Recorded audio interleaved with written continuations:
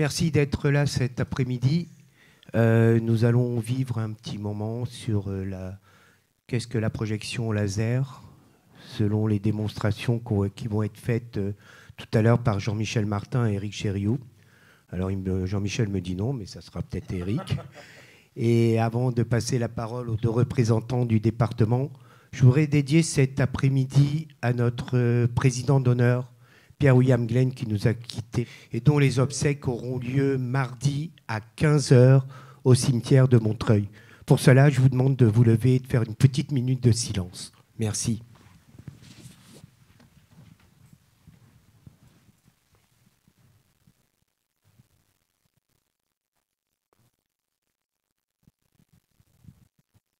Merci.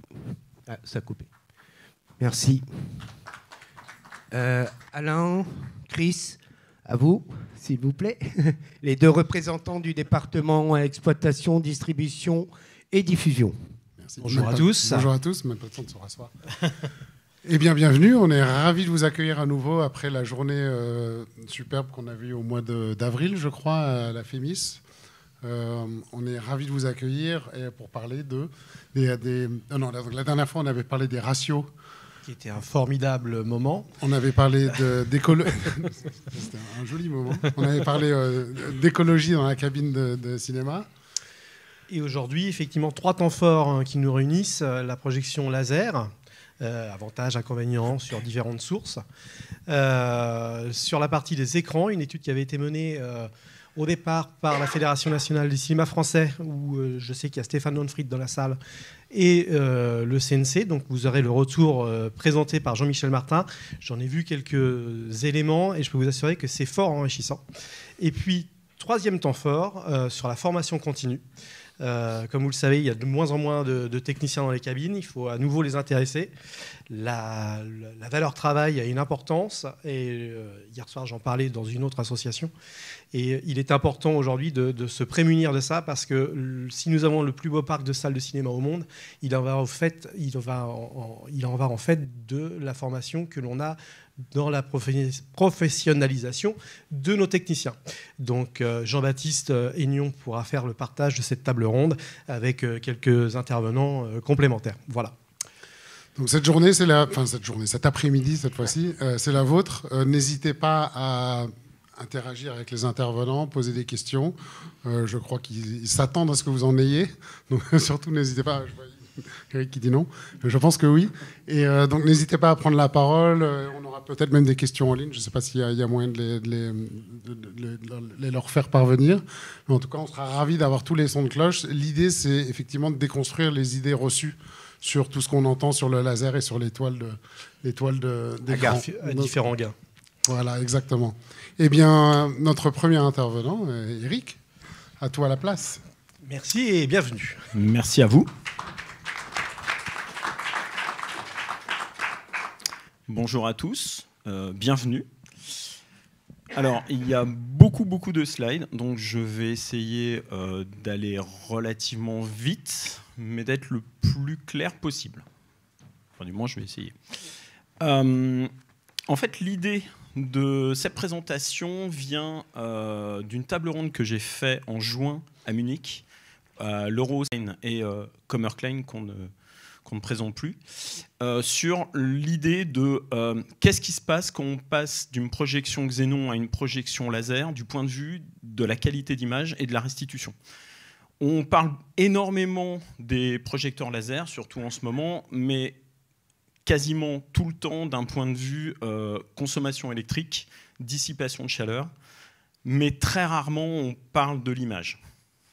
Donc l'idée aujourd'hui, c'est de faire un focus là-dessus et de voir ce qui a changé et ce qui est vrai de ce qui l'est moins, et surtout de faire un état des lieux de ce qu'on sait aujourd'hui, parce que c'est un domaine qui évolue extrêmement vite. Alors, on va commencer par le plus simple, une source laser. Donc, qu'est-ce qu'une source laser ? En fait, la source laser, elle a 2 particularités. La première, c'est que c'est une lumière monochromatique. Ce n'est pas un mélange, c'est une lumière pure. La deuxième, c'est que c'est une lumière cohérente. Alors, ces 2 points sont super importants parce qu'ils vont définir plein de caractéristiques qu'on va rencontrer par la suite. Aujourd'hui, pour le cinéma numérique, il y a 3 constructeurs principaux, Barco, NEC et Christie. On a un petit retour parce que depuis 2014, il y a eu les premières ventes. Donc, au bout d'une dizaine d'années, on commence à savoir ce qui marche moins et les problèmes rencontrés. Ce n'est plus une technologie aussi nouvelle que ça, en fait. On commence déjà à avoir un état des lieux de ce qui se passe. Différentes technologies laser. Alors, quand on parle de projecteurs laser, il faut bien avoir en tête qu'il y a 2 types de familles laser. Il y a les RGB et il y a les phosphores. Alors, les technologies RGB, c'est très simple. J'ai repris des petits diagrammes disponibles par NEC, où en fait, vous avez 3 diodes. 3 diodes laser, une rouge, une verte, une bleue. En général, alors là, c'est un petit peu particulier, parce que normalement, il y a un prisme et on repart d'une lumière blanche. Mais bon, on va dire que pour l'aspect pédagogique, c'est assez clair. Et les familles phosphores. Alors, je dis les phosphores parce qu'il y a plein de sous-catégories phosphores et en plus, ça dépend des constructeurs. Là, c'est le plus simple, le cas le plus simple, c'est-à-dire que vous n'avez que des diodes laser bleues. Il y en a une qui va directement, en effet, dans le prisme et on va pouvoir récupérer la lumière bleue et l'autre, en fait, passe dans une roue phosphore. La roue phosphore peut être soit jaune, soit verte, on va voir. Et en gros, grâce à la roue phosphore, on arrive à récupérer toutes nos primaires et on arrive à récupérer toutes nos couleurs. Là, autre cas de figure, c'est qu'en fait, on a un laser dit RB. Donc en fait, on a des diodes bleues et une diode rouge. Et vous voyez que la roue phosphore ici est verte. Et même chose, on arrive à récupérer nos trois couleurs grâce à la roue phosphore. Alors, les RGB sont plutôt orientés pour les fortes puissances, donc les plus grands écrans qui demandent plus d'intensité lumineuse. Et comme il y a plus de diodes laser avec les RGB, ils ont tendance à être plus onéreux, à coûter plus cher. Chaque fabricant a bien sûr son type de projecteur phosphore, donc en fait ça se décline quand même pas mal. Si vous voulez plus d'infos sur ce point spécifique, il y a eu un café technique avec une petite présentation de Jérôme Roche qui est très très instructive, où il prend pas mal de temps pour exposer tout ça. Donc si vous voulez un peu plus d'infos là-dessus, je vous conseille d'y jeter un œil, disponible sur YouTube. Une meilleure efficacité lumineuse. Alors, ça, c'est une des choses qu'on entend quand même pas mal sur les projecteurs laser, c'est qu'il y aurait plus de lumière. Alors, il faut faire bien attention au distinguo entre plus de lumière. À l'écran, en cinéma, on doit avoir 48 candela mètres carrés au centre. Donc, en fait, que vous ayez un projecteur laser ou un projecteur xénon, vous aurez 48 candela au centre. Donc vous n'aurez pas plus de lumière. Ce qu'on peut entendre par une meilleure efficacité lumineuse, c'est un meilleur rendement par rapport à la consommation électrique. En effet, les diodes laser sont des très bonnes sources d'un point de vue quantité de lumière par rapport à l'électricité. Par rapport à des lampes xénon où il y a énormément de déperdition. Si on regarde les spectres, les lampes xénon, par exemple, vous avez énormément de déperdition et qui fait que ça chauffe beaucoup plus dans les infrarouges. Un meilleur contraste. Alors ça, c'est une des qualités qu'on loue au laser et c'est très courant d'entendre que les projecteurs laser ont un excellent contraste. Alors quand on parle de contraste, je vais juste faire une petite parenthèse pour savoir exactement de quoi on parle. Il y a 2 types de mesures de contraste. En gros, le contraste, vous pouvez le mesurer soit en intra, soit en inter. Alors, intra pour intra-image et inter pour inter-image. En intra-image, vous ne projetez qu'une seule image qui a le niveau de luminance moyenne. On peut voir ici que c'est la mire la plus utilisée pour faire de la mesure de contraste, la mire ANSI. partagé avec des petits carrés noirs et blancs. On prend les mesures dans chacun des carrés et on fait une moyenne. Et vous avez une idée du contraste que votre projecteur peut rendre. L'autre, c'est une mesure séquentielle, c'est-à-dire que vous allez d'abord mesurer le blanc, puis mesurer le noir. Donc vous voyez tout de suite qu'il y a des petites différences. Alors, pourquoi je vous dis ça? Parce que déjà, les unités ne sont pas complètement les mêmes. Quand vous regardez une documentation qui vous parle d'un contrat de plus de 1000, d'un contraste de plus de 1000, vous êtes toujours en séquentiel. Quand vous avez des valeurs en centaines, en général, vous êtes en intra-image, donc en fait, vous êtes en contraste intra. On voit qu'il y a 3 types de valeurs. La valeur native, la valeur labo, la valeur salle. Bon, alors, ces valeurs peuvent changer suivant les standards. La valeur native, c'est celle qui est mesurée, en gros, par le constructeur, en général, par le fabricant, par le constructeur du projecteur. La mesure labo, c'est celle qui est optimum, c'est celle qui est normalement qu'on devrait trouver dans une salle d'étalonnage. Et la mesure salle, c'est celle que vous êtes censé trouver dans une salle de cinéma. On voit qu'en effet, il y a des petites différences. En général, on a tendance à dire que l'intra est beaucoup plus représentative de la réelle qualité que vous allez trouver sur une image projetée au cinéma. La séquentielle est beaucoup moins caractéristique du flair, en gros des déperditions et des lumières parasites à l'intérieur du projecteur. Donc, à partir de là, la question qu'on se pose, c'est est-ce que notre projecteur laser, il est vraiment meilleur? Le cas que j'ai pris là, c'est un projecteur laser RGB, donc pas de roue phosphore. Et on voit à gauche notre projecteur Xénon par rapport à droite notre projecteur laser. Notre projecteur Xénon, on s'aperçoit qu'en fait, en contraste intra, il a exactement la même valeur que le projecteur laser. Donc, same, c'est exactement la même chose. Par contre, en séquentiel, on voit que notre projecteur laser est un poil meilleur. Un tout petit peu meilleur. En vrai, est-ce que c'est caractéristique? Est-ce que vous allez voir la différence? Non. Si vous regardez un projecteur Xénon installé correctement propre et un projecteur laser installé correctement propre, vous aurez le même résultat. Ce qui va jouer, c'est quand même l'état de votre projecteur, l'état de votre salle, qui vont créer énormément de lumière parasite, de réflexion et compagnie. Les BAES, les sorties de secours, qui vont jouer énormément sur le rendu du contraste. Tous ces paramètres vont beaucoup plus modifier votre perception du contraste, largement plus que si vous avez un projecteur laser ou Xénon. Donc, de ce point de vue-là, en fait, non, il n'y a pas vraiment de différence. Je mettrai quand même un bémol. En général, la très bonne réputation des projecteurs laser sur le contraste vient des projections premium, c'est-à-dire les Dolby Vision, les Light Steering Barco et compagnie.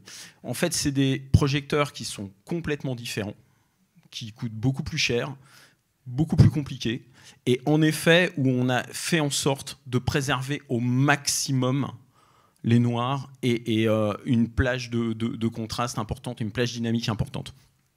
Donc, on peut dire que le projecteur laser lambda, celui que vous achetez hors les procédés premium, a un contraste qui est relativement similaire. Peut-être un peu mieux, mais pas vraiment. Plus de couleurs avec un projecteur laser. Alors celui-là, je l'entends énormément. C'est l'argument qui est sorti souvent par toutes les personnes qui veulent faire la promo du projecteur laser.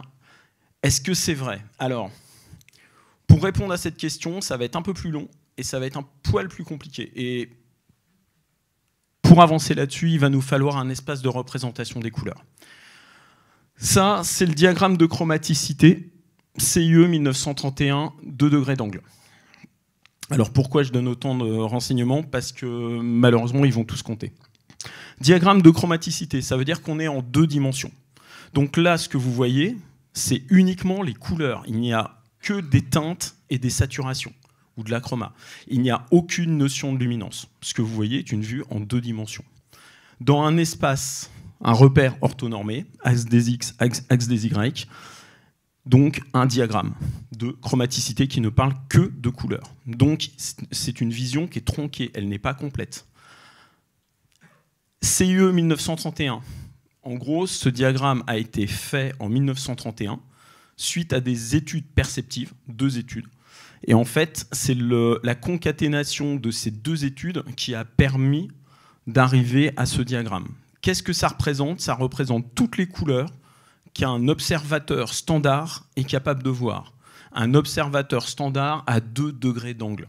Alors, le fameux 2 degrés d'angle, les gens ils se demandent toujours ce que c'est. En gros, ça correspond à, si vous tendez votre poing et que vous regardez votre pouce, la taille de votre pouce, ça correspond à 2 degrés d'angle.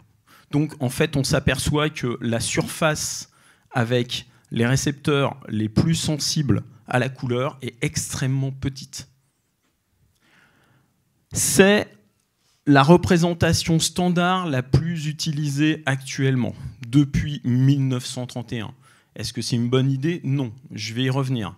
Mais en tout cas, c'est celle que vous avez dans tous les prospectus qui va vous parler de gamut. 2 petites spécificités. La première, c'est que le long, toute cette jolie courbe en fer à cheval, en fait, ça représente toutes les lumières, dont le spectre électromagnétique de la lumière visible. Donc, tout ce qui est exactement collé le long de cette courbe, ce sont des lumières monochromatiques. On les appelle les spectrales. Donc, vous voyez entre les UV et les infrarouges. La ligne du bas est appelée ligne des pourpres. Ça veut dire que la ligne des pourpres, ce ne sont pas des lumières monochromatiques, c'est des mélanges. Maintenant, on va arriver au bout qui commence à nous intéresser, les gamutes. Parce que cet espace vide ne représente que ce qu'on peut voir, mais ce qui nous intéresse, nous, c'est ce qu'on peut mettre dedans. Alors, un gamut, c'est quoi? Très rapidement, c'est un espace colorimétrique, donc c'est un espace dans lequel on met des couleurs, qui est défini par des frontières et des primaires. Donc, certains gamutes, pas tous, ont 3 primaires. Là, c'est le cas. Vous avez une primaire rouge, vert, bleu. Le gamut qu'on voit ici, c'est le BT709, c'est celui de la télévision.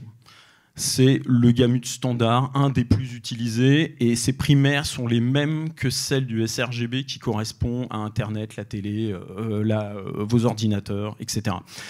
Donc, ce gamut-là, il représente 33% à peu près de toutes les couleurs visibles. Quand vous allumez votre télé ne peut restituer que 33% de toutes les couleurs que vous pouvez voir. Petite spécificité quand même, c'est que les gamutes sont soit A, corrélés à un matériel, soit B, corrélés à une fonction. Le but d'un gamut, c'est toujours d'être lié à un matériel, c'est-à-dire une télé, un projecteur, une imprimante, un procédé de restitution ou de captation de couleur, donc ça peut être une caméra, ou une fonction. Et on va voir un cas particulier un peu plus tard. Donc celui-là, il nous intéresse très peu, puisque c'est celui de la télé, et que nous, on va s'intéresser à celui-ci, le DCI-P3, qui est celui du cinéma. Alors, on voit tout de suite que le DCI-P3, il est un poil plus grand. Alors, 45,5% de toutes les couleurs visibles, donc c'est déjà beaucoup mieux. Comme je vous l'ai dit tout à l'heure, on ne voit qu'en 2 dimensions, mais il y a un moyen de voir en 3 en rajoutant un axe des grands Y, et c'est exactement ce qu'on a là. Donc là, ce que vous voyez à droite, c'est la même chose que ce que vous avez à gauche, mais en volume.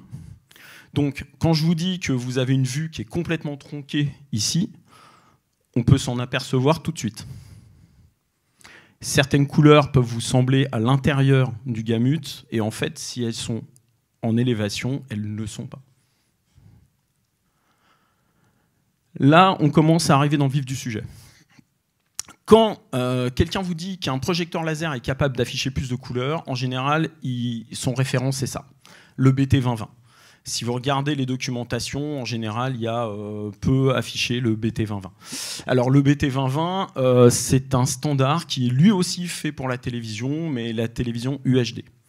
Donc en gros, c'est un gamut qui est encore une fois beaucoup plus grand, mais beaucoup plus grand, et qui a plusieurs particularités.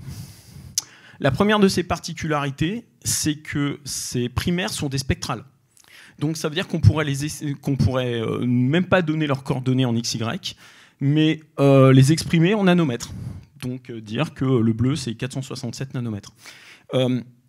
Ces spectrales, en fait, elles ont été décidées à partir de matériel, parce que quand vous faites un standard, vous vous basez sur qu'est-ce qu'il est possible de construire pour afficher ça. Ça tombe bien.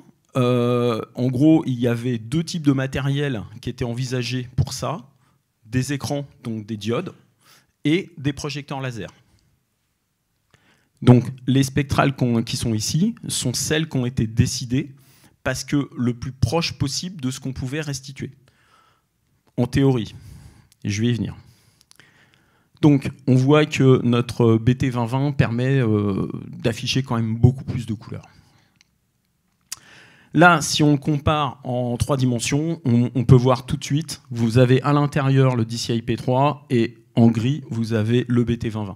Donc on voit que le BT2020 vous offre quand même beaucoup plus de possibilités d'afficher des couleurs. Est-ce que c'est vraiment intéressant? Et c'est là où on va commencer à faire intervenir le gamut de pointer. Je vous ai dit tout à l'heure qu'il y avait certains gamuts dont la fonction était spécifiquement de définir ce qu'un projecteur, une imprimante, une caméra pouvait afficher ou capter, et certains autres, comme celui pointer, ont des fonctions un peu particulières.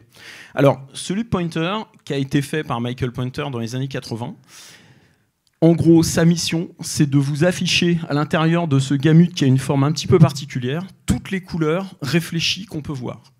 Réfléchies, c'est-à-dire qui ne sont pas issues d'une lumière, ou qui ne sont pas issues d'une spéculaire, ça veut dire d'un reflet spéculaire. En gros, ça, c'est toutes les couleurs qui nous entourent au quotidien en permanence. Donc on s'aperçoit que, bizarrement, notre 2020, il est 99,9% de pointer. C'est pas un hasard. Il a été designé pour ça. Donc, on s'aperçoit aussi que notre DCI-P3, il est un peu plus pauvre. Est-ce que c'est vraiment un problème? Pas tant que ça. Ça, ce qu'on voit, c'est les ellipses de Macadam. Alors, les ellipses de Macadam, en gros, elles nous expliquent que, petit 1, je vous ai dit que cet espace qui est très très utilisé est complètement dépassé et on ne devrait plus l'utiliser. Les ellipses de Macadam nous montrent que, 1, on n'est pas dans un espace uniforme. Je vais revenir sur ce point plus tard. Et surtout, que tout ce qui est à l'intérieur des ellipses, vous ne pouvez pas le discriminer. C'est-à-dire que toutes les couleurs qui sont à l'intérieur de chaque ellipse, vous le percevez de la même façon. C'est-à-dire qu'on peut voir beaucoup de couleurs, mais certaines, on ne peut pas vraiment les différencier. Alors, c'est un peu plus compliqué que ça, il y a des degrés différents dans les ellipses de Macadam, mais en gros, l'idée à retenir, c'est ça. Les ellipses que vous voyez ici, elles sont grossies. Elles ne sont pas leur taille réelle. C'est 1 × 10. Mais c'est pour vous donner l'idée, déjà, 1, qu'on n'est pas dans un espace uniforme, et 2, que en fait, vous ne voyez pas toutes les couleurs et vous ne les percevez pas toutes de la même façon. Ça, c'est le diagramme de chromaticité de 1976. Il est déjà plus sérieux. En gros, si on parle de gamut et d'espace, on devrait déjà plutôt utiliser ça, quitte à faire des comparaisons. Donc quand vous voyez un diagramme de chromaticité 1931, en général, c'est que c'est pas très précis. Et vous allez vous apercevoir d'une chose, c'est que les ellipses de Macadam n'ont pas la même tête.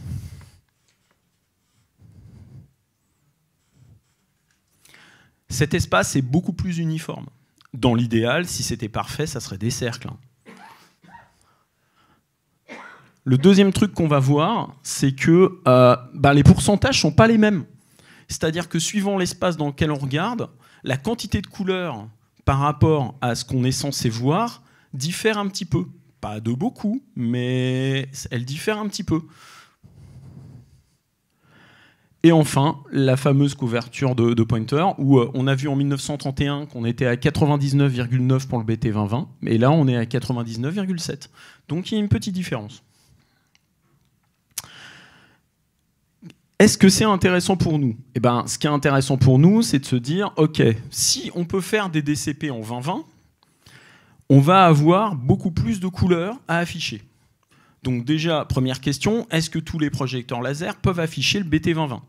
Alors, les xénons ne le peuvent pas, et les phosphores non plus. Par contre, les RGB, eux, le peuvent.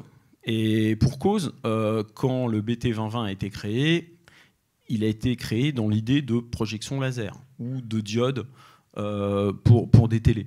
Donc, le BT 2020 le peut, mais il le peut à peu près. C'est-à-dire qu'il le peut à 95-98%. Alors, ça dépend des modèles, ça dépend des fabricants. Voilà. Donc, en gros, il le peut à peu près. Est-ce que c'est intéressant? Ben, en fait, pas tant que ça. Parce qu'en fait, le BT 2020, il a plein de problèmes. Le premier problème, c'est que aujourd'hui, bien qu'il ait été fabriqué pour la télé, il n'y a pas de télé qui font du 100% 2020. Ça, c'est le premier problème. Le deuxième problème, c'est qu'on peut le voir, c'est que même au cinéma, même si vous achetez un projecteur laser aujourd'hui, si ce n'est pas un projecteur RGB, de toute façon, vous ne pourrez pas utiliser un contenu en 2020. La troisième chose, c'est qu'on a vu que la partie qui nous manque, en gros, c'est la partie qui est vert et cyan extrêmement saturée. C'est sur celle-là, en gros, qu'il nous manque des informations. Est-ce que c'est une partie qu'on utilise beaucoup? Pas vraiment. En fait, ça ne vous manque pas énormément, sauf si vous voulez changer la couleur du sabre laser de Luke Skywalker, mais sinon, il n'y a pas un intérêt fou. Donc, le BT 2020, qui est censé amener le plus de couleurs, ben, en fait, il ne vous en a même pas tant que ça en plus, et l'intérêt est relativement limité. Pour anecdote, j'ai vu une démonstration l'année dernière d'une projection premium étalonnée en 2020 en HDR. Il y avait le responsable de post-prod qui était présent, et par curiosité, je lui ai demandé quelle partie sortait du P3 et quelle partie avait exploité le Rec 2020.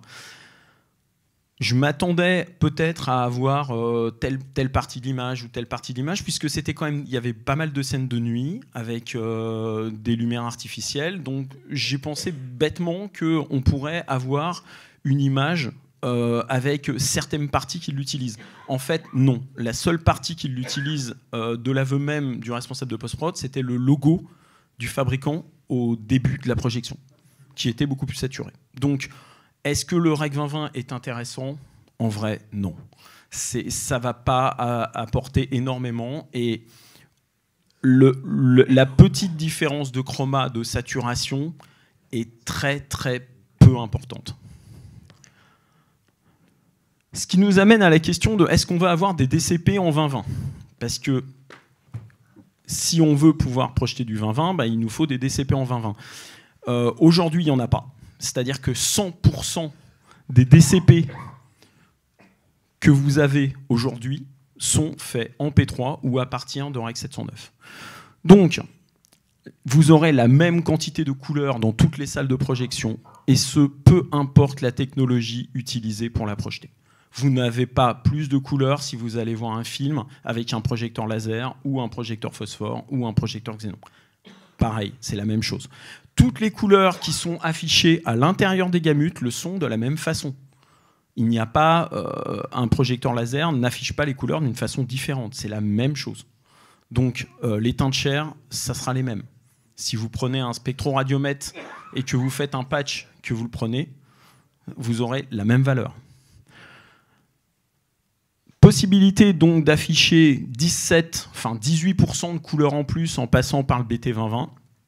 Mais en fait, ce n'est pas des couleurs qui sont très intéressantes. Ce n'est pas les teintes chair et ce n'est pas celles usuelles que vous avez autour de vous. Vous pourrez avoir bien sûr des cas très particuliers, par exemple si vous faites des films d'animation ou des choses comme ça, où vous pourrez utiliser en effet les spécificités du BT 2020. Mais sinon, en fait, ce n'est pas si intéressant que ça. Et malheureusement, aujourd'hui, ou heureusement, personne ne fait vraiment d'étalonnage en BT 2020. La télé n'est pas plus demandeuse que ça, les plateformes non plus. Elles ont tendance à faire un truc un petit peu subtil, c'est faire du DCI P3 à l'intérieur d'un conteneur 2020, c'est-à-dire qu'elles utilisent l'espace 2020 uniquement comme un conteneur, mais en fait, la partie colorimétrique utilisée à l'intérieur, c'est du DCI P3. Pourquoi ? Parce que ça suffit largement, qu'aujourd'hui, il y a plein de supports de téléphones, de tablettes qui sont capables d'afficher du P3, certaines télés haut de gamme. Donc, pour le moment, j'ai envie de dire, ça suffit. Donc, est-ce qu'il y aura un DCP 2020 ? Peut-être, en considérant que le Gamut 2020 a été quand même designé à la base plutôt pour la télé que pour le cinéma. Et en plus, même si on avait ces fameuses... Ces étalonnages en 2020 et ces DCP 2020, de toute manière, vous ne verriez pas vraiment la différence. Donc, est-ce que c'est une révolution ? Non. Peut-être une évolution dans certains cas. Meilleure qualité de restitution des couleurs. Alors, on a vu que le volume de couleurs, contrairement à ce qu'on peut lire parfois, c'est pas 2 fois plus de couleurs ou un volume de couleurs 2 fois plus important, mais est-ce que les couleurs sont restituées mieux, moins bien ? Alors, on va devoir faire un tout petit peu d'optique pour comprendre comment on voit et les différences de perception. La vision, très, très clairement, donc vous avez une coupe de l'œil, très classique, et je vous ai mis un petit schéma à côté qui est assez intéressant. C'est le vieillissement du cristallin. Donc là, ce que vous voyez, c'est suivant l'âge que vous avez, votre cristallin, il a tendance à s'opacifier et à se teinter. Donc, en gros, votre cerveau fait la correction. Donc, il travaille énormément. Le procédé classique, donc pour voir, il nous faut des photorécepteurs dans le fond de notre œil. On a énormément de bâtonnets qui sont des photorécepteurs qui sont axés plus sur la luminance. Je simplifie. Et on a des photorécepteurs qui sont spécialisés sur la couleur. Donc, 3 types de photorécepteurs spécialisés sur la couleur, les cônes. LMS, en vulgarisation, on utilise souvent rouge, vert, bleu. En vrai, il faudrait les appeler LMS pour long, medium, short, qui correspond aux longueurs d'onde. Pour nous amener au bout qui est un poil plus compliqué.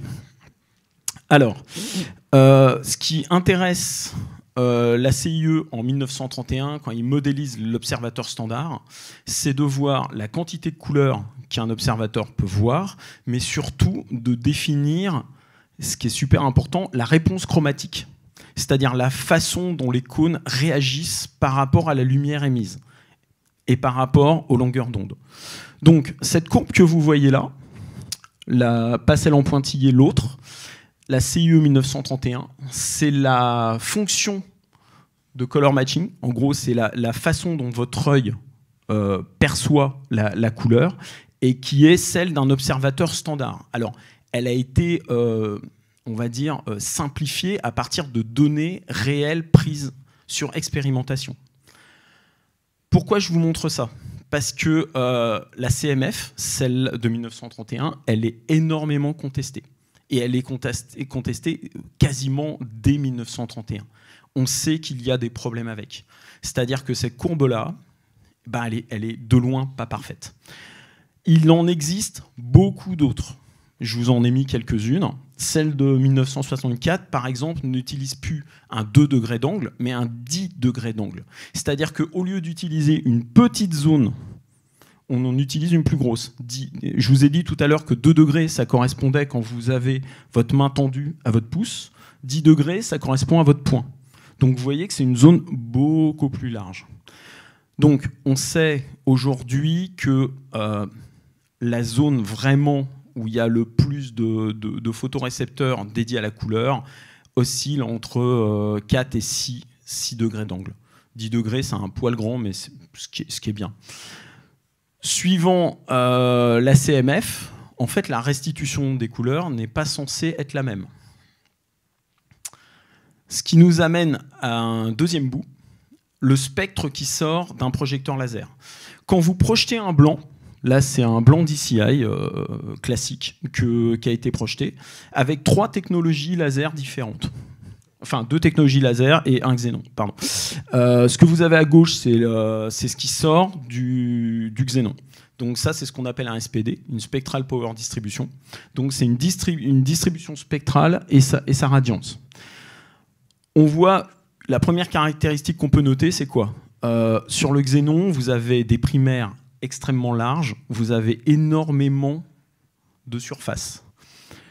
Avec le laser phosphore, vous avez 2 pics et on va dire une petite montagne. Et avec le laser RGB, ben, vous avez quasiment 3 pics. Ce qui correspond en gros à la source. Pourquoi est-ce que ça joue? Et là, on va arriver au bout un peu plus compliqué. Les artefacts, c'est-à-dire les défauts ou ce qui peut gêner certains dans la projection laser. Alors, le premier, c'est la rupture métamérique. Alors, la rupture métamérique, il faut déjà rapidement expliquer ce qu'est le métamérisme. Donc, là, ce que vous voyez sur le schéma, c'est vous voyez 2 couleurs, 1 et 2. Ces 2 couleurs, normalement, on doit les voir de façon identique. Pourtant, si on regarde en dessous leur distribution spectrale, exactement la même chose que, je vais y arriver, ça. Donc en gros, c'est la distribution spectrale de l'objet. Ce qu'il en sort. Bon, celle-là, elle est en réflectance puisque ce n'est pas une lumière. Mais c'est la même chose. En dessous, vous avez la réponse de l'œil. Exactement la color matching function, ce que je vous ai montré tout à l'heure. Et la résultante, c'est la dernière ligne. C'est en gros ce qui va résulter de à la fois du spectre et de ce que vous êtes capable, la réponse chromatique de votre œil. C'est ce qui va résulter. Au final, on voit que le S, le M et le L, les cônes sont activés de la même façon. Donc, le spectre peut changer, mais vous allez percevoir la même couleur. Ce qui fait qu'avec des spectres différents, en fait, vous pouvez voir exactement la même couleur. Là où ça commence à être un peu plus compliqué, c'est que suivant les types de spectres, on devrait voir la même couleur et on ne la voit pas quand même. C'est ce qu'on appelle une rupture métamérique. Il y a des différences individuelles dans la perception des couleurs. Chaque personne voit les couleurs de façon différente, mais beaucoup plus que ce qu'on pense. On a l'impression qu'on voit tous à peu près la même chose, mais en fait pas du tout. Il y a des variations génétiques, en effet, de 10% chez les hommes. Alors, quand je dis grande variation, on va le voir avec l'exemple à côté que je vais vous expliquer. Et il y a des petites différences génétiques de 47% chez les hommes. Alors, les hommes voient moins bien les couleurs que les femmes. On peut même dire qu'un petit pourcentage de femmes, à peu près en dessous de 20%, sont quadrichromates, c'est-à-dire non pas 3 photorécepteurs dédiés à la couleur, mais 4. Oui, de la chance. Ce qu'on voit à côté, c'est une étude qui a été faite avec une comparaison pour faire matcher un écran LCD avec un projecteur laser. Donc, l'image référente, c'est la CIE 1964, qui correspond à la Color Matching Function à 10 degrés 1964. Donc, prenez en considération que l'image que vous avez tout en bas à droite, c'est l'image référente. Et quand on demande à des gens d'équilibrer pour obtenir le même résultat que cette image, on a ça, observateur 20, 29, il y avait 30 observateurs. Il y en a 2 qui ont été retirés de la liste parce qu'ils avaient des résultats qui étaient carrément différents des autres. Mais sur les 30, on peut voir que les gens, quand ils essayent de faire matcher avec la couleur d'en bas, eh ben, il y a quand même pas mal de différences. Ça peut être même avec des deltas de certains voient l'image plus chaude ou l'image plus froide. On va reparler du BT 2020 et de ses primaires. Plus l'image est complexe, plus on va utiliser une plus petite surface d'angle dans notre œil. Plus l'image est simple, plus on se rapproche des 10 degrés d'angle. Si vous mettez un aplat, juste une couleur, vous utilisez vos 10 degrés. Plus vous allez avoir une image complexe, comme celle-là, avec des motifs, quelque chose, une image média, classique, plus en fait la discrimination va se faire sur une plus petite surface. L'impression de l'image, comme je vous l'ai dit, peut être vue complètement de façon différente d'un observateur à l'autre. Avec le BT 2020, ça augmente en fait la dérive. Parce qu'on a des primaires qui sont extrêmement étroites, puisque monochromatiques, et on a tendance à avoir plus de discrimination entre les gens si les primaires sont extrêmement saturés. Je vous ai dit tout à l'heure que la Color Matching Function dépendait de l'observateur. Là, on voit bien que sur ce résultat qui a été fait, d'une étude de Stiles and Birch en 1955. Vous avez toutes les droites correspondent à un observateur différent. Donc on voit vraiment tous de façon différente. Au final, on a pris la médiane pour arriver à faire à peu près ça. Sur les artefacts de la projection laser, donc je répète, la variabilité métamérique, c'est-à-dire le fait de voir les couleurs différentes. Ça vous est arrivé, vous allez voir une projection xénon, vous la voyez en laser, vous ne voyez pas la même image. Et pourtant, on peut même aller jusqu'à prendre une mesure au spectroradiomètre, elle va être identique, mais pourtant, vous n'allez pas la voir de la même façon. Et pire, le voisin d'à côté va la voir aussi différente. Pourquoi ? Parce que le spectre est différent et on a une rupture métamérique. C'est une spécificité. Deuxième artefact, celui-là est un peu plus vicieux. Les Anglais l'appellent le color funging. En fait, c'est le fait de voir des franges rouges dans les zones à fort contraste. Alors, c'est très connu des étalonneurs. Une des hypothèses, ça serait que ça serait causé par la primaire extrêmement petite, étroite du laser rouge, qui nous provoquerait des misères. Certains de ces problèmes sont encore à l'étude, c'est-à-dire que c'est des phénomènes perceptifs extrêmement complexes. Cet artefact est bien sûr variable. Si vous portez des lunettes et suivant votre âge, vous allez le voir plus ou moins. Et ce qui le définit, c'est qu'en fait, c'est un artefact, une aberration chromatique qui apparaît dans votre œil. Donc en fait, il est extrêmement difficile de s'en débarrasser. Elle est vraiment due à notre perception. Défaut suivant, enfin, en tout cas, différence de perception suivante, c'est l'aspect un peu qu'on appelle crispy, un peu trop net, un peu pointu, d'aspect d'image brillante qu'on a avec les projecteurs laser. Alors, des générations et des générations d'étalonnage faits au xénon ont habitué l'œil. Changer ce paradigme, proposer une image avec un aspect brillant va forcément perturber les gens. Celui-là, il est encore à l'étude. C'est très compliqué parce que c'est complètement du perceptif. Mais en tout cas, ce qui est sûr, c'est qu'on a une impression de netteté largement supérieure avec des projecteurs laser. Ce qui donne aussi la fausse impression qu'il y a un contraste vraiment supérieur. Alors que quand on le mesure, eh bien, dans les faits, pas vraiment. Donc, l'image xénon a tendance à offrir une image plus douce. C'est ni mieux ni moins bien, c'est une image différente. Celui-là, il est lié vraiment, le color shift, à la différence de température. Et c'est peut-être le seul moment où je vais un peu vous parler d'électricité et de climatisation. Il est très très important avec des projecteurs laser de climatiser correctement et de ne pas faire de variabilité dans la température de la cabine ou du caisson dans lequel vous mettez votre projecteur. Le laser n'aime pas.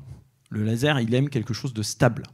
Si vous bougez, dans une petite expérience qu'on a fait, entre 22 et 34 degrés, là, vous voyez l'axe des X, l'axe des Y, vous voyez que ça bouge. C'est un point blanc. Donc en fait, on a projeté, encore une fois, une lumière DCI, blanc, 0,314, 0,351, et on s'aperçoit que ça shift. La température modifie. Alors déjà, le projecteur laser, lui, il est censé être intelligent. S'il voit qu'il fait trop chaud, il va tendance à se baisser. Donc vous allez perdre de la puissance lumineuse, mais en gros, il se préserve, ce qui est une bonne chose. Ça évite qu'il meure prématurément. Les diodes laser, ça n'aime pas trop les fortes températures. Donc, très important, si vous voulez éviter d'avoir des color shifts, utilisez la température préconisée par le constructeur, essayez d'y rester, et surtout, pas de variabilité. Donc, un problème qui peut être facilement résolu. Le dernier est peut-être le plus connu de tous, le speckle. Alors, speckle ou en français tavelure, miroitement, effet de chatoiement. Alors, qu'est-ce que c'est ? C'est là, ce que vous voyez ici, c'est un pointeur laser d'un spectroradiomètre qui correspond à un cercle avec une petite croix au milieu. Et cette petite croix au milieu et ce petit cercle ne devraient pas être aussi, on va dire, éclatés sur la surface de la toile. La surface de la toile que vous voyez ici, c'est une toile à gain. Donc en fait, elle augmente relativement le speckle. Chose importante, il y a beaucoup, et quand je dis beaucoup plus de speckle avec le RGB, je dirais que le RGB, c'est un peu sa spécialité malheureusement. En phosphore, comme vous cassez la cohérence de la lumière, souvenez-vous, je vous ai dit au début que le laser avait deux spécificités. Il est monochromatique et la lumière est cohérente. Si vous cassez ça, bah, forcément, vous allez vous débarrasser du speckle. Si vous conservez la cohérence de la lumière, en gros, le speckle, c'est vraiment ça. C'est le fait d'avoir une lumière cohérente sur une surface légèrement rugueuse. Alors, pas rugueuse à une échelle toute petite, hein, j'entends. C'est pas du Scotch-Brite, hein, les toiles d'écran. Il peut être réduit de plein de façons. Alors, une qui est assez commune aux salles premium, hein, c'est les fameux shakers qui permettent de faire vibrer l'écran. C'est vraiment, enfin moi je l'ai vu que sur des salles premium. Je ne sais pas si ça existe ailleurs, mais en tout cas c'est une bonne façon de le perturber et de s'en débarrasser. Il est largement corrélé au grain d'écran. Le gain va déterminer si vous le voyez beaucoup ou pas beaucoup.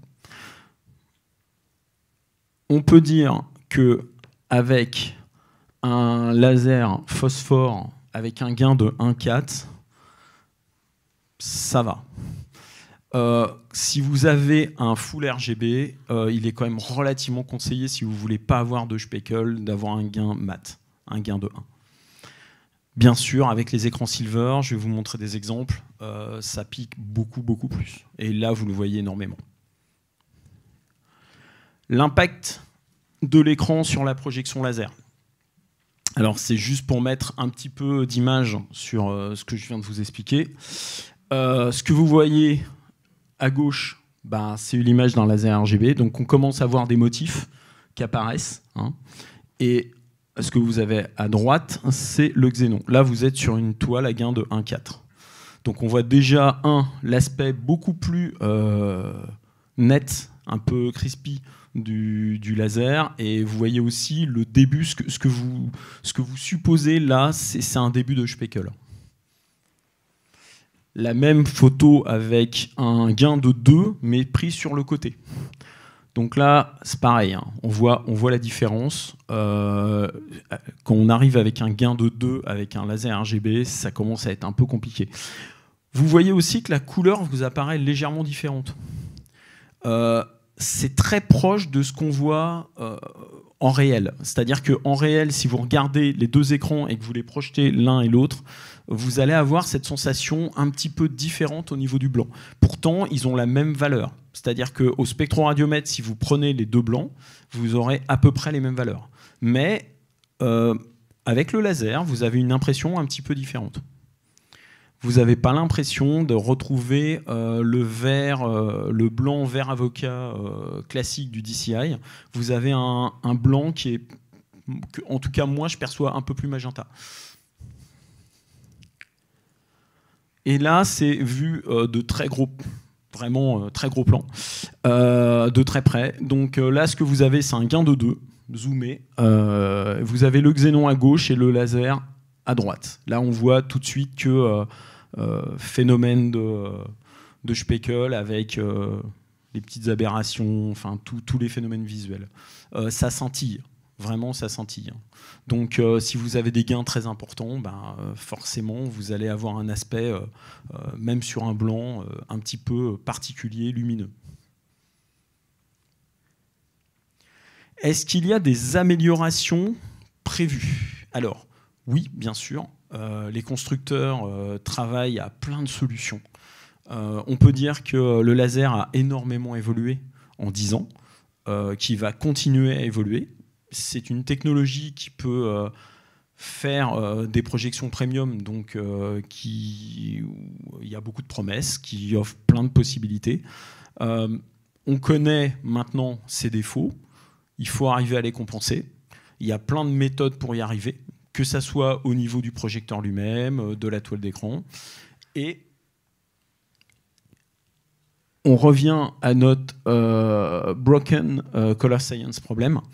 Une des pistes serait de revoir la colorimétrie même qu'on utilise pour essayer d'éviter les phénomènes de on voit quand même des images très très différentes. Donc on sait que le XYZ qu'on utilise et les conversions qui sont faites à partir des contenus étalonnés pour le DCP sont faits avec des fonctions colorimétriques très anciennes. 1931, ça date un peu.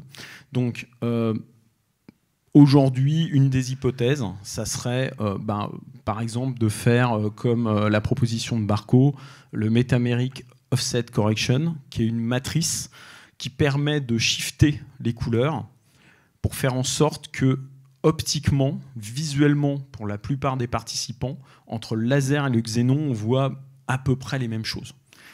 Dit mal, c'est un peu la matrice xénon dans le laser, qui permettrait de retirer un peu certains aspects du laser pour les faire coller plus proche de celui du xénon. Alors, cette méthode a plein d'intérêts, plein d'avantages. Elle a malheureusement un désavantage, c'est que comme c'est un offset, vous n'avez plus d'ICI. Donc vous pouvez l'utiliser en post-prod, mais vous ne pouvez pas l'utiliser dans une salle de cinéma parce que vous n'avez plus les primaires, vous avez fait un offset des couleurs, et donc forcément, c'est une problématique. Donc est-ce qu'il faut revenir aux standards, les modifier pour pouvoir s'adapter? Peut-être. En tout cas, la colorimétrie, on sait qu'elle doit changer, elle doit bouger. Les modèles de 1931 sont complètement dépassés, mathématiquement, physiologiquement. Je vous prends un exemple. Les 2 études qui ont été faites à l'époque ont été faites sur un panel extrêmement petit de la population.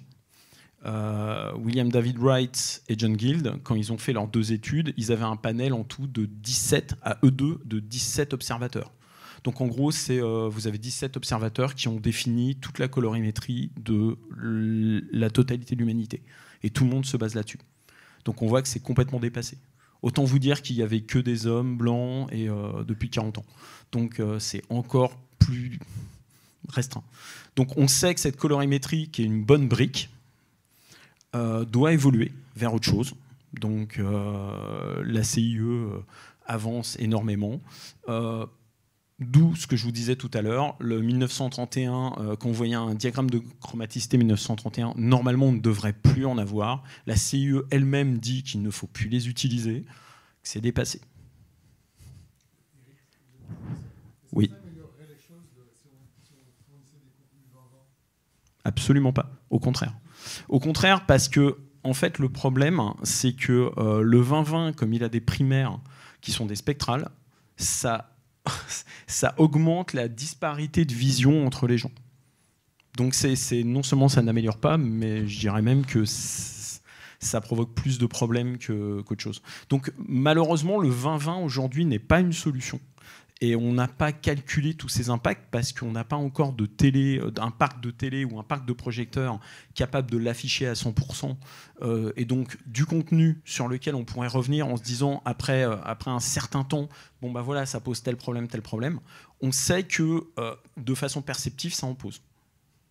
Donc non, pour le moment, en fait, le P3 est le meilleur compromis de qualité et de quantité de couleurs. C'est un compromis, mais c'est un très bon compromis.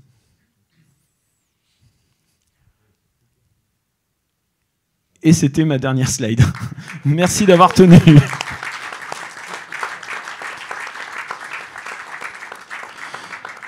Eh bien, merci beaucoup. Alors, il y a des questions. Donc, on rappelle aux personnes qui sont en ligne, qui sont nombreux, il y a une foule en délire également en ligne, qui peuvent poser des questions et que j'ai un mouchard qui me permet de les voir. Et on va passer un premier micro. Alors,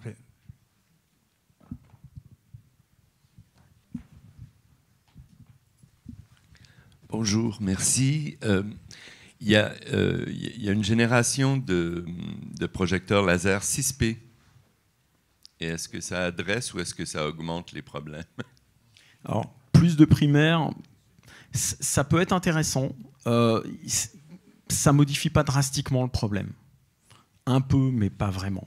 En fait, c'est pas vraiment la solution miracle. C'est vrai que le RGB, comme il a l'avantage, enfin, il a deux gros avantages. Il permet les plus fortes puissances. Et surtout, il a aussi l'avantage de tenir mieux dans le temps. La roue phosphore, elle s'use. Hein. C'est le premier truc qui s'use. Alors, les diodes laser aussi, elles s'usent. Hein. Mais la roue phosphore, elle prend cher plus vite. Donc, forcément, les RGB sont plus intéressants si vous avez un grand écran et que vous voulez tenir plus longtemps dans le temps. Mais non, ça ne change pas drastiquement le problème. Bonjour, François Thiriou, exploitant. On entend dire que la source laser est plus puissante et permet des meilleurs 3D. On entend aussi que, vu que la source laser baisse en intensité au fur et à mesure des mois, qu'on a la faculté de pouvoir augmenter la puissance. Qu'est-ce qui est vrai, qu'est-ce qui est faux? Dernier point, vous parliez du fait que le laser émet bien une stabilité dans sa température. Ça impliquerait qu'on climatise davantage. Vous avez sans doute entendu l'étude faite par le CNC rendue au Congrès. On parle de consommation. Qu'en est-il sur l'influence justement de cette clim qu'on ne voit pas sur le xénon, par exemple, ou peu? J'en ai l'expérience, c'est-à-dire que le xénon, a priori, serait plus tolérant. Voilà, donc on est un peu perdu là-dedans. Et si vous pouviez nous éclairer. Alors, ça fait beaucoup de questions. Gardez le micro parce que vous allez peut-être devoir me les refaire. Je vais commencer par la dernière parce que je l'ai en tête. Alors, sur la climatisation, le xénon chauffe beaucoup plus. Ça, c'est indéniable. Le xénon chauffe beaucoup plus, mais en effet, il a tendance à avoir moins de variations dans la colorimétrie quand il chauffe. Le temps de chauffe d'un xénon est aussi plus court que celui d'un laser pour qu'il se stabilise.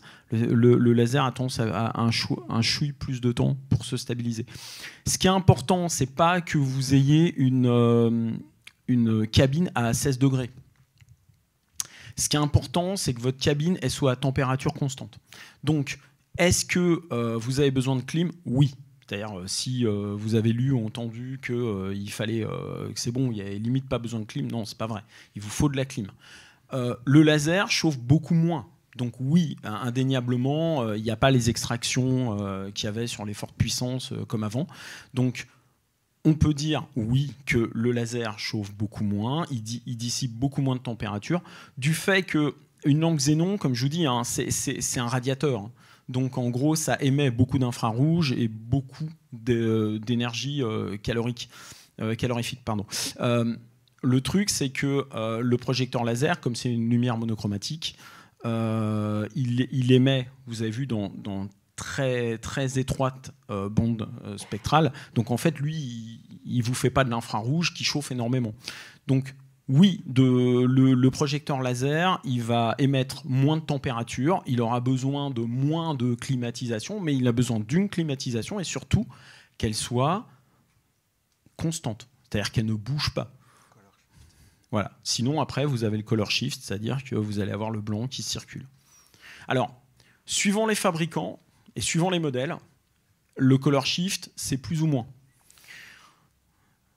Ça dépend vraiment du modèle. Mais dans tous les cas, si vous voulez préserver votre projecteur laser qui vive longtemps et qui vive heureux, mettez-le dans un environnement stable.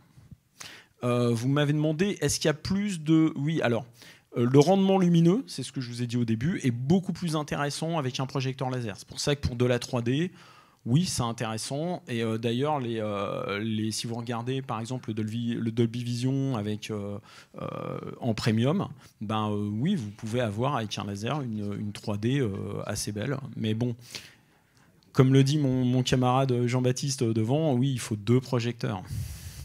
Donc ça veut dire que voilà. De toute manière, qui dit 3D dit moins de lumière, hein, quand même, hein, soyons clairs. Hein. Dans tous les cas, vous n'aurez pas 48 candela, à moins d'avoir un écran, une dalle. Sinon, je ne vois pas comment vous pourrez avoir ça. Et vous avez une troisième question que j'ai zappée, ou j'ai répondu? Non, c'est bon? Ok, très bien. Alors, on a une question en ligne. Est-ce que l'on peut corriger ou voire réduire ou voire corriger l'effet de moirage dans les parties blanches de l'image dont tu as parlé? Est-ce que... Alors, si c'est vraiment, on parle de moirage, ce qui dépend, c'est la distance, en fait. C'est lié aux micro-perforations aussi. Hein. Donc, en fait, ce qui va faire varier, c'est de déplacer sur l'axe avant-arrière votre projecteur pour essayer de trouver le meilleur compromis. Mais il n'y a pas de méthode magique. Hein. C'est très empirique. Il va falloir déplacer votre projecteur. En gros, c'est ça. Bonjour, Lohan Franga pour le média Secretiveman. J'aimerais savoir si les TV 8K, avant leur interdiction en Europe pour des raisons écologiques, pouvaient-elles accueillir le 2020 ou pas du tout? En fait, la résolution n'a pas grand-chose à voir avec le color gamut. Là, ce qui est compliqué, encore une fois, avec le BT2020, c'est le fait d'avoir des couleurs extrêmement saturées et qui sont des spectrales. Plus on a des lumières qui sont à la chroma pure, qui se rapprochent des spectrales, plus vous avez de mal à avoir du matériel qui est capable de l'afficher. C'est pour ça que le xénon n'est pas capable et que même le laser phosphore ne peut pas ou peine à le faire. Donc, en tout cas, la résolution n'a pas d'impact. Avons-nous une autre question dans la salle? Oui.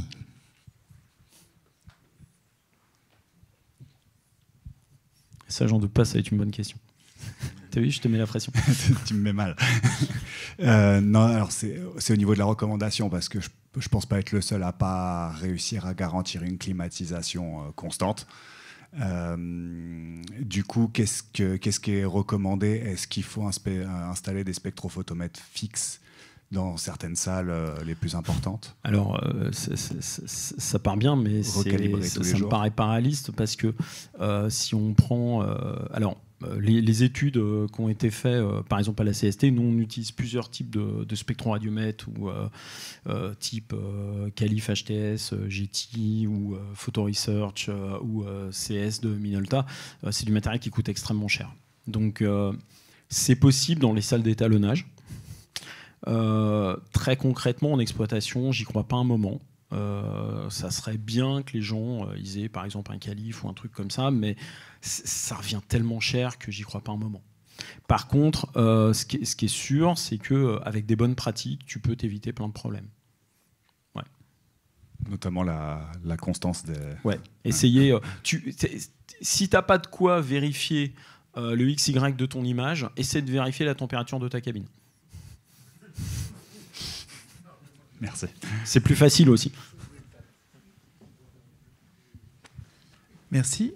Alors, une autre question en ligne, après je crois qu'il y a une, voire deux questions en salle. Une question en ligne au sujet des cinémas itinérants ou du cinéma en plein air. Pouvons-nous utiliser une projection laser? La projection laser est-elle adaptée aux circuits itinérants et cinéma en plein air? Entre parenthèses, les dangers pour les yeux, le déplacement du matériel, l'absence de climatisation, etc. Alors, oui, complètement. Il n'y a aucun, il n'y a rien qui dit qu'on ne peut pas l'utiliser. Vous aurez moins de problèmes de dissipation de température. A priori, la colorimétrie en plein air, c'est un peu moins précis, donc ça va gêner beaucoup moins. Donc oui, de ce point de vue-là, le projecteur laser peut être plus intéressant. Il y a des petits modèles qui peuvent être légers. Pourquoi pas? Non, il n'y a pas de contre-indication à mon sens. Je vois pas de raison de dire que le projecteur laser serait moins intéressant. Ça consomme moins d'électricité. C'est plutôt une bonne solution. Alors oui, l'autre question c'était, je ne sais pas trop comment la formuler, mais c'est la société IMAX, quand elle a choisi de passer en projection numérique. Est-ce que vous pouvez en dire un peu plus sur les choix technologiques qui ont été abordés, sur le choix du laser et puis quel type Alors, les procédés propriétaires sont propriétaires. C'est-à-dire que même si on sait à peu près comment ça marche, en général, quand on travaille avec ces gens-là, on est sous NDA. Donc on n'a pas trop le droit d'en parler. C'est le cas par exemple du Barco Light Steering ou du Dolby Vision. En tout cas, sachez que souvent ce sont des projecteurs qui ont été modifiés pour avoir un meilleur rendement, surtout récupérer les noirs. Et ce ne sont pas des projecteurs classiques sur catalogue. Donc malheureusement, non, c'est vraiment du propriétaire. J'ai choisi volontairement là de parler du mainstream, c'est-à-dire ce que vous rencontrez au quotidien quand vous allez dans une salle. Les projections premium, c'est autre chose. Déjà, les projections premium n'utilisent pas des DCP masterisés classiques. Un DCP Dolby Vision, c'est pas un DCP classique. Si vous faites une projection light steering, le blanc il sera à 300 candela, il sera pas à 48, etc., etc. Et sur Dolby c'est pareil, vous serez à plus de 100 candela. Donc c'est des DCP un petit peu différents qui ont été et c'est le cas pour IMAX. Les DCP ils sont un petit peu différents aussi. Donc déjà rien que le contenu est différent, sans parler même du projecteur. Donc ça n'a rien à voir. C'est vraiment quand même deux choses complètement différentes et pas les mêmes contraintes. Quand vous êtes sur du propriétaire, vous respectez un cahier des charges qui est fourni par Dolby, IMAX et compagnie. Une question d'abord au fond. C'est moins loin. Okay. Est-ce qu'à la sortie de la cabine de projection, il y a un cône de projection. Il y a un cône à la sortie de la cabine de projection. Il y a un cône de projection autour du laser où on ne peut pas mettre de personnes. Alors, une zone sur les zones, elles sont différentes en fonction du projecteur. Ce qu'il faut savoir, c'est que un projecteur laser n'est pas plus dangereux qu'un projecteur xénon. Ne vous amusez pas à regarder un faisceau xénon. Vos yeux vont pas aimer. Le truc, c'est que il faut bien comprendre que le laser, c'est la source. C'est pas ce qui sort. Ce qui sort n'est pas un laser. Il n'en demeure pas moins que la cohérence de lumière reste là, puisque la source était cohérente à la base, mais en tout cas, ça n'a rien à voir. On n'est pas en train de projeter un laser. Donc on projette un flux lumineux. Donc est-ce que c'est plus ou moins dangereux qu'un xénon ? Bah pareil. En gros, vous êtes au même degré de risque. Les fabricants disent, et je vais me retourner vers mon collègue Jean-Michel pour ne pas vous dire de bêtises, je crois que c'est 2 mètres, c'est ça ? Alors, les fabricants disent qu'il faut 2 mètres sous un cône, alors qui est calculé suivant la focale de l'objectif et la largeur de votre image. Parce qu'en fait, si vous êtes très large, si votre objectif a une petite focale, donc vous allez faire une très très très grande image, votre cône va s'élargir, votre cône de sécurité. Et si vous êtes... Jean-Michel, tu peux te lever, hein, je pense. Oui. Vas-y, lève-toi. Et par exemple, si vous vous mettez au premier rang, le cône est très très très large, et donc vous prenez moins de faisceaux lumineux dans les yeux, et donc là vous êtes hors zone dite de sécurité, quoi. Mais c'est pareil, hein, c'est comme un xénon. Hein, faut pas, mettez pas vos yeux dans le faisceau, c'est dangereux. Non, faites pas ça. Et puis il existe des abacs suivant le projecteur que vous voulez acheter, avec la distance sur laquelle vous n'implantez pas de fauteuil et la largeur, ce qui est de part et d'autre du faisceau où vous pouvez commencer à mettre des fauteuils, quoi. Mais sachez que l'arrière de la salle, généralement, c'est 2 mètres sous faisceau. N'importe comment, si vous suivez la norme architecturale d'une salle de cinéma, elle vous demande, quel que soit l'endroit où vous mettez votre fauteuil, 2 mètres sous faisceau. Vous construisez à la norme, vous êtes tranquille avec un projecteur cinéma numérique laser.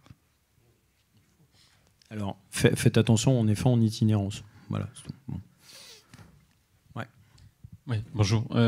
Si j'ai bien compris, techniquement, on n'a pas une grande révolution avec le laser. Du coup, je me demande quel est l'avenir pour le xénon. Alors, l'avenir du xénon, c'est une bonne question. Le truc, c'est que on a vu que le xénon pollue un peu plus.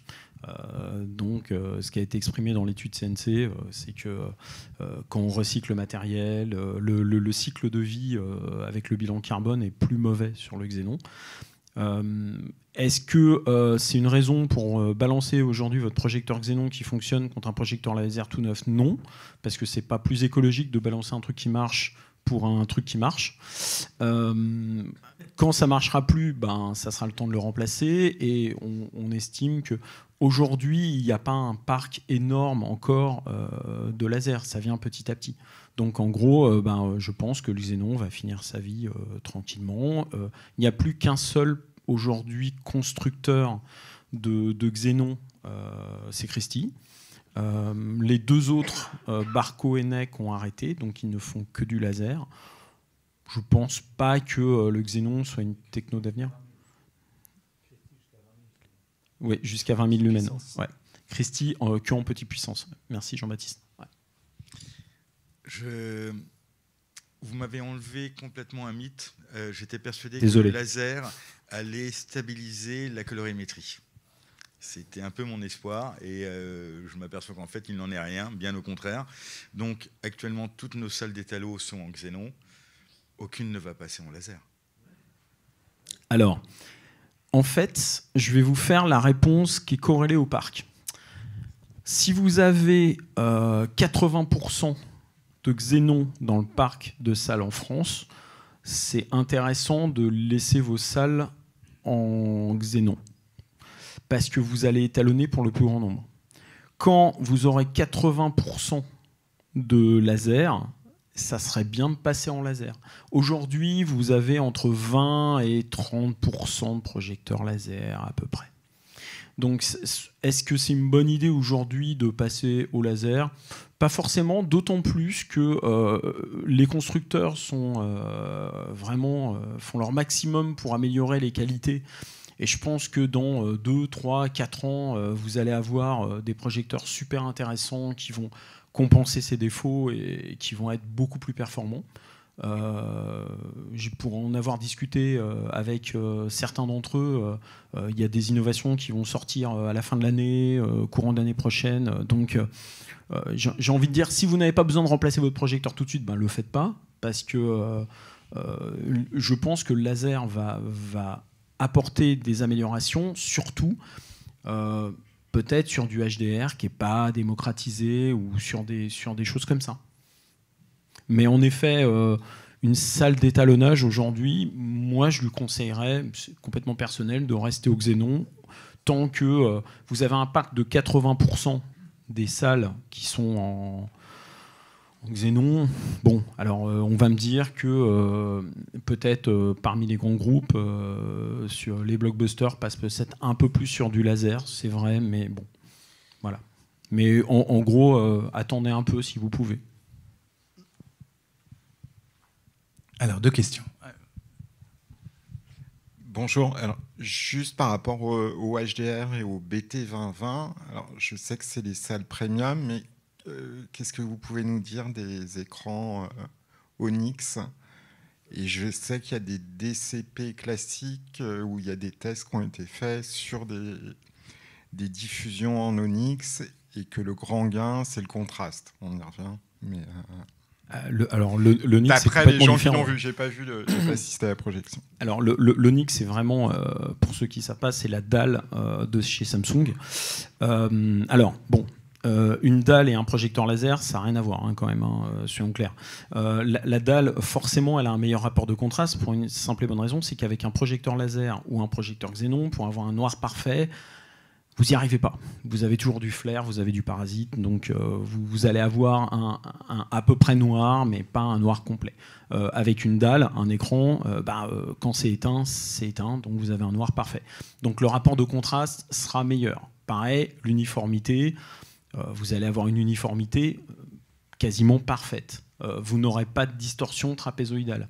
En gros, en projection classique, si votre projecteur il est en piqué, ou s'il est shifté sur les côtés, vous avez tendance à avoir un peu de distorsion sur l'image. C'est très léger, mais vous allez en voir un peu. Avec une dalle Onyx, vous n'avez pas. Donc la dalle a certains avantages.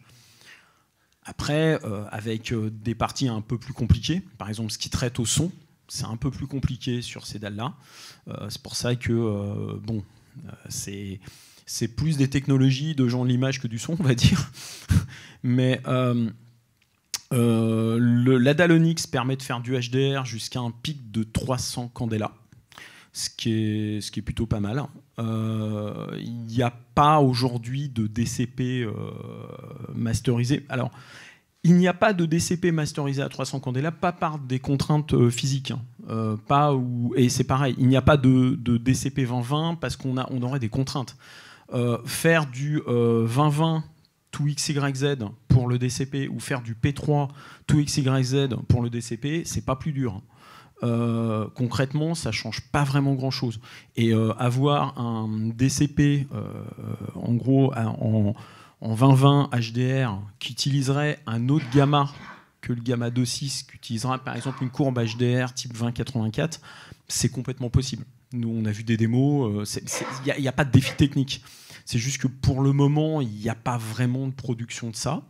Peut-être que ça viendra, mais en tout cas, le HDR, ce que je peux vous dire, c'est que le DCI est très sensible au HDR. Ils ont fait un petit mémorandum, un petit addendum spécifique sur le HDR au cinéma.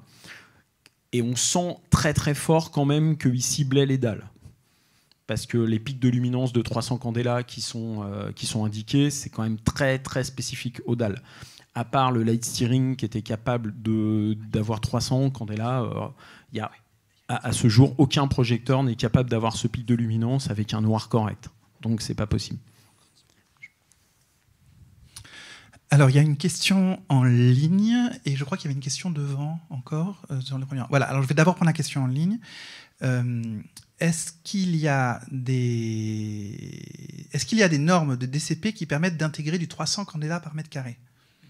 Alors, je viens partiellement de répondre. On vient de répondre. Hein, oui. Bon, tu peux reformuler la réponse. Il n'y a pas vraiment de normes, mais rien ne vous interdit de le faire. Après, le problème, c'est qu'il faut pouvoir indiquer aux projectionnistes que c'est un contenu à 300 candela. Donc déjà, ça va être votre premier problème. Il faut que le projectionniste, il ait avec son écran Onyx la macro qui va bien, qui va lui permettre de lire le contenu à 300 candela. Parce que s'il n'y a pas le preset derrière, ça ne va pas marcher. C'est-à-dire qu'il va diffuser avec le mauvais gamma et ça ne va pas bien se passer. Mais en tout cas, il n'y a pas de contrainte technique. Moi, c'est juste par rapport à la température des salles. Donc, en fait, il faut que ce soit constant, comme vous dites. Donc, il y a forcément aussi l'hygrométrie qui joue. Complètement. Parce que si on reste toujours en stable, l'hygrométrie, ça se trappe. Donc, en fait, l'hygrométrie, si en fait, elle change, parce qu'on va couper la clim, il y aura forcément des problèmes sur les composants. Vous avez complètement raison. L'hygrométrie devrait rester complètement stable aussi également. Avec un hygrométrie de 50%, on ne sait pas encore. Exactement. Okay. Donc oui. D'accord. Et une autre question. Je ne suis pas rentré dans ce détail-là pour une raison, c'est que autant les gens lire une température, c'est facile. Taux d'hygrométrie, tout de suite, c'est un peu plus compliqué.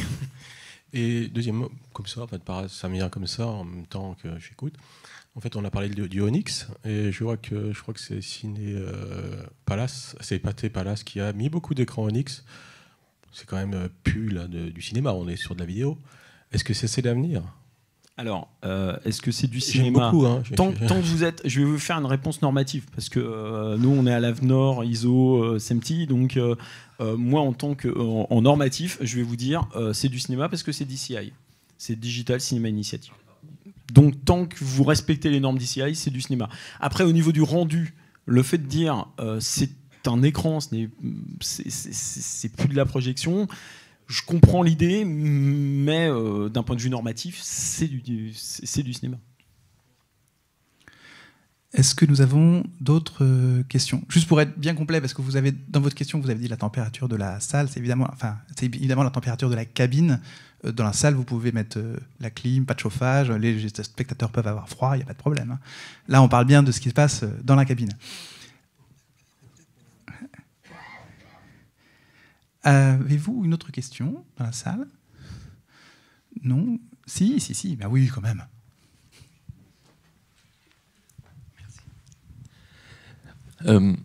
Juste pour que on parlait des aspects environnementaux, et je pense que dans un multiplex de 10 salles, la question effectivement de l'ACV, ça doit être quand même assez importante. C'est quoi les ordres de grandeur d'économies d'énergie qui peuvent être réalisées? Alors, on sait à peu près que la cabine, c'est 15-16% de la consommation, à peu près. La cabine complète, hein, les racks d'ampli, le projecteur, le serveur, voilà. Donc, on peut dire que à peu près, attention, c'est au doigt mouillé, hein, on peut dire que le projecteur, c'est 11-12% de ça. Donc, les estimations annoncées par le CNC, c'est vous allez économiser de 4 pour 1 sur le projecteur. Vous allez consommer 4 fois moins. En fait, ce qu'il faut voir, c'est que c'est extrêmement variable par rapport à la taille de votre projecteur. Un petit projecteur, un gros projecteur, bah, voilà, ça, on sait que le gain que vous allez obtenir avec les petits projecteurs, il va être moindre. Plus vous avez des fortes puissances, plus vous êtes censé gagner avec le laser. Vous êtes censé économiser. Nous, les discussions qu'on a eues avec les constructeurs tendraient plutôt pour du 2,5-3, c'est-à-dire 3 sur des fortes puissances, 2 à 2,5 sur des faibles ou petites puissances. En tout cas, 3 me paraît, 2,5-3 me paraît un bon compromis pour vous donner une idée. Donc, sur les 11% de consommation de la totalité du cinéma, vous pouvez jouer sur cette partie-là. Ce qui est déjà bien, ce qui est déjà extrêmement bien. Après, il y a d'autres solutions qui peuvent exister pour gagner l'électricité. Mais il faut augmenter la clim. Ouais. Et puis également, il faut se rappeler qu'il y a 2 mesures différentes dont on parle. Il y a une question de l'économie d'électricité, qui a un impact direct sur votre facture, et la question de la protection de l'environnement. Or, les fluides qui sont dans les clims, il y a toujours une petite perte de ces fluides qui est inéluctable. Et ces fluides-là ont un impact sur l'environnement qui est beaucoup, beaucoup plus important que l'électricité, puisqu'en plus, en France, on a une électricité qui est assez décarbonée. Donc, sur la question de l'économie d'énergie, bien sûr, le projecteur, etc., voilà, l'économie d'électricité, on en a parlé, mais sur la question de l'impact sur l'environnement, en fait, la climatisation a un impact plus important sur l'environnement, de fait de la nature des fluides. Voilà. Plus d'autres questions? Si, une petite question.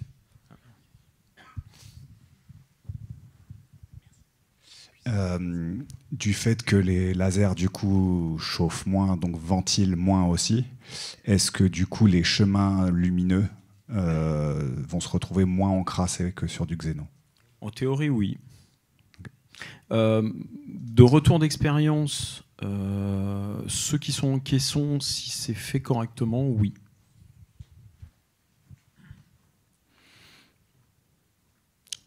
Ultime question. Oui, quand même. Alors, je vais faire le tour. Non, je passe par là. Attention.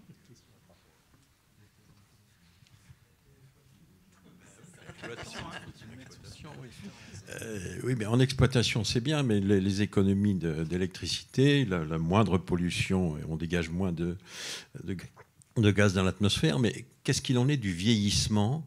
Parce qu'on dit que ça perd au fur et à mesure, mais qu'est-ce qu'il en est réellement? Qu'est-ce qu'on doit changer et à quelle échéance? Est-ce qu'il n'y a pas un coût induit là, dont on ne parle pas? Et est-ce que d'autre part, il n'y a pas des exploitants qui, parce qu'ils veulent passer au laser, prennent peut-être des lasers pas tout à fait assez puissants et les forcent un peu? Est-ce que ça vieillit plus vite ou pas? J'aimerais bien qu'on parle de ces questions-là. Alors, c'est une excellente question. Alors... Est-ce que le laser vieillit? Alors, ce que je vous ai dit déjà, c'est que le RGB vieillit mieux que le phosphore. Déjà, ça, c'est la première chose. Quand vous achetez un projecteur laser, votre revendeur va vous conseiller ce que le constructeur fait, ce qu'on appelle un extra headroom, c'est-à-dire une marge de puissance par rapport à ce que vous avez besoin.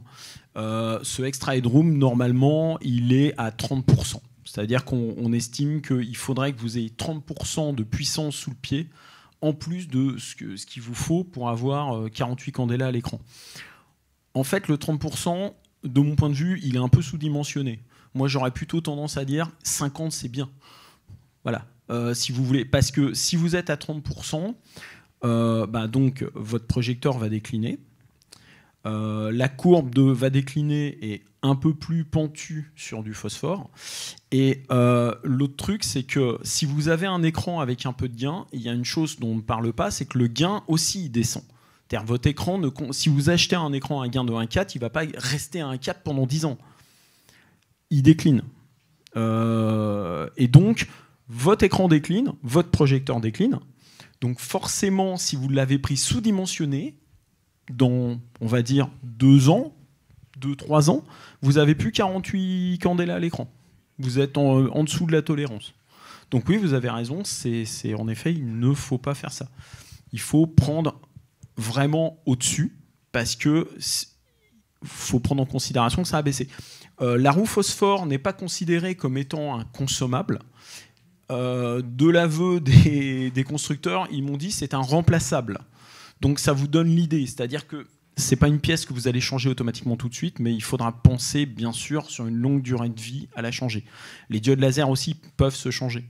Donc, il faut dans tous les cas provisionner vraiment l'extra headroom considérablement. Et l'autre truc, c'est que on n'en parle pas assez, mais tous les 5 ans, changez votre écran si vous avez un gain. Parce que le gain, il fait ça aussi. Hein. Et très concrètement, le changement d'écran, c'est pas ce qui coûte le plus cher. Par rapport au projecteur, hein, j'entends. Donc, changer d'écran plus souvent, ça va vous permettre de aussi conserver assez de lumière pour vos spectateurs. Bah, c'est magnifique, et puis c'est d'autant plus magnifique que ça va nous permettre de transitionner de façon fluide vers la séquence suivante. Donc vous pouvez l'applaudir.